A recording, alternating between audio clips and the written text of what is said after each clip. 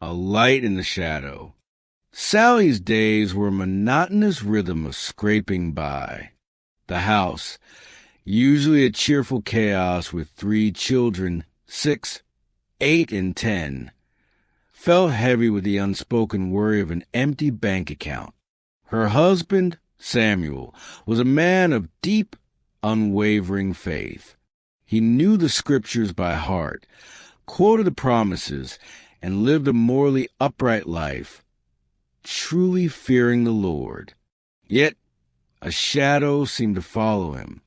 The whole world is under the power of the evil one, he'd sigh, looking out the window at the morning traffic. How can we find work in a place that loves darkness? Every application, every interview, it's all set against us. Sally was a believer, too, but his constant focus on the world's darkness had started to dim her own light. She understood they were not the world, but the reality of their unpaid bills felt very much in the world. Samuel was walking in the light of the truth, but his vision was constantly drawn to the encroaching shadows. He was following the voice of the servant, but he was losing hope in the light he possessed. One particularly difficult evening, after the landlord's final warning, Samuel slumped onto the worn sofa. Sally found herself reading the very scripture he lived by. Who among you walks in darkness and has no light? Let him trust in the name of the Lord and rely upon his God. Then her eyes scanned the rest of the text, and a powerful message of clarity broke through. It acknowledged the darkness. Yes, the world is under its power, but immediately declared a greater truth. God has removed us from that kingdom and transferred us to Jesus' kingdom of light. The problem wasn't the darkness outside.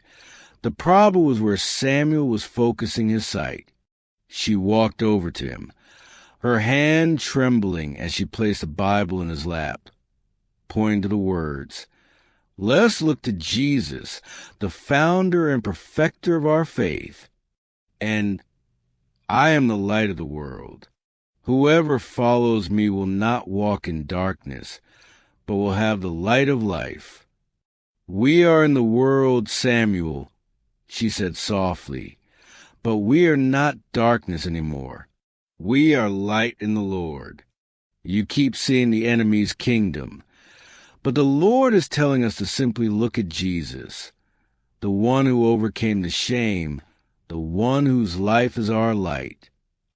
The simple truth that their salvation wasn't just a ticket to heaven, but a literal relocation into the kingdom of light hit him with stunning force.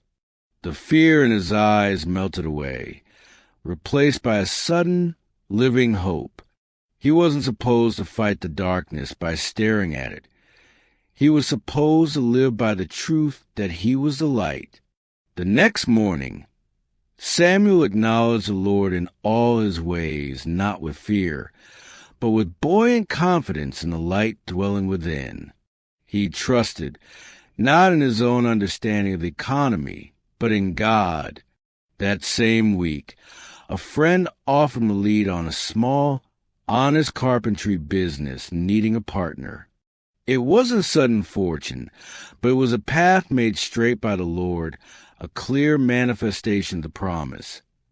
It will be healing to your flesh and refreshment to your bones. Sally smiled. The burdens were still there, but the shadow had lifted. They weren't just in the world. They were the children of light living their lives against a backdrop of darkness, shining brighter because of it.